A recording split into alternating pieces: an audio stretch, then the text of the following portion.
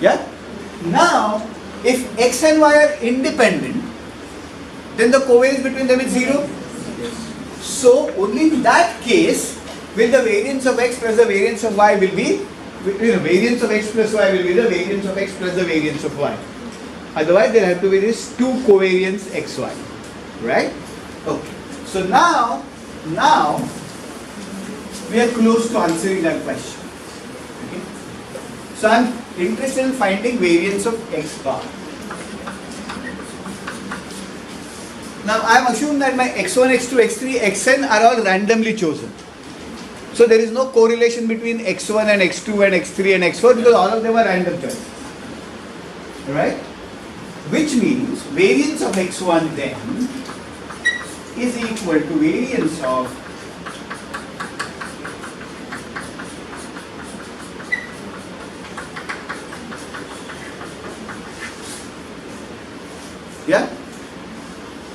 which is equal to 1 upon n square variance of x1, because variance of 1 upon x is 1 upon n square variance of x1, no? Plus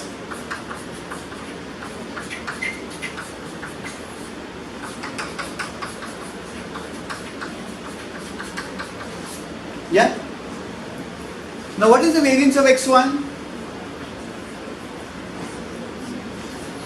Mu is the mean of x1. Sigma square, the variance of the whole population. Because any element of the population can be x1. So how much can x1 vary? As much as the population varies. Right? So this would be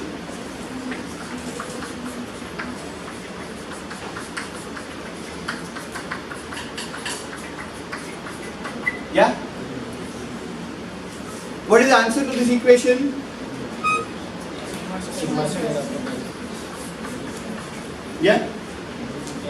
Which is what? Sigma square by n. Right? So, we now know that x bar will then be normally distributed with mean mu.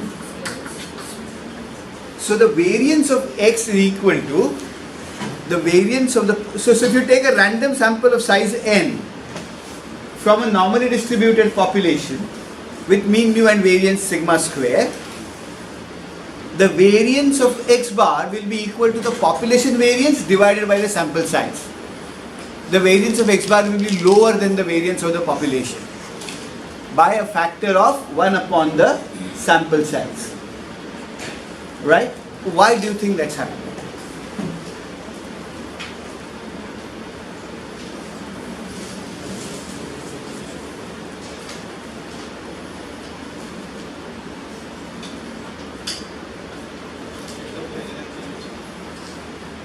Why do you think the variance of x bar is less than the variance of the population? If of course all the x1, x2, xn are randomly chosen. If they are not randomly chosen, there will be some covariance terms. It will actually, you will get a different number. It will get sigma square upon n square plus several covariances, etc., etc. Right? So you have no idea really whether it is greater or smaller. Because we cannot determine all the things that the randomly chosen variables are related to, because there is always an error term.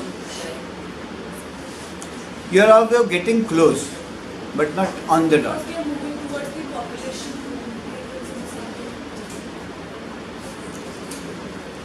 The whole population can't be calculated or taken under the randomly. No, which is fine. But all that I am asking is why is the variance of the sample mean lower than the variance of the Because population? population is an open set. Need not be open set.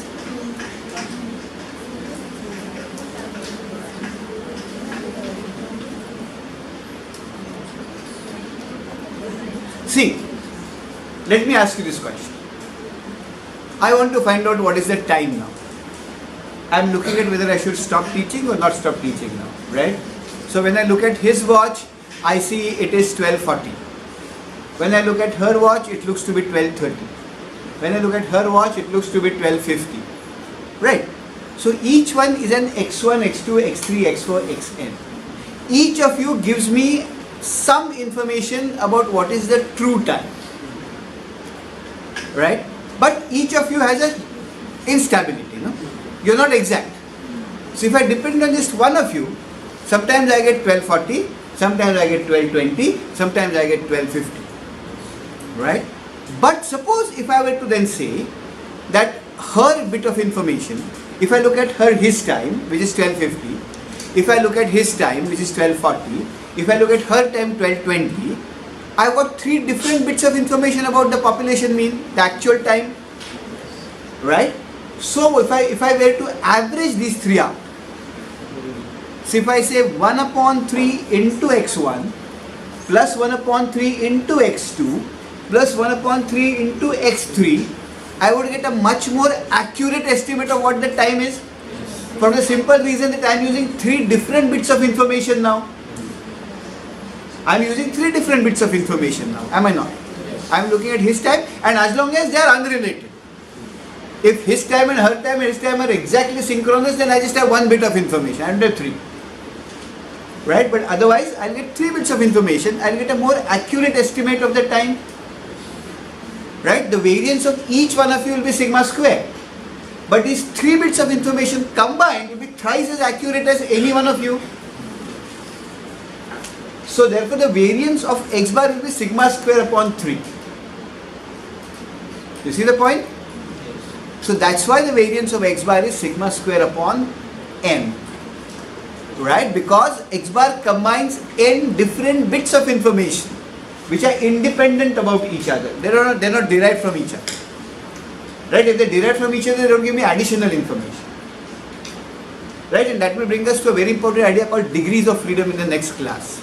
So, but how does this prove that it is less than? Because when I just look at his watch, I've got just 1 bit of information about what the time is.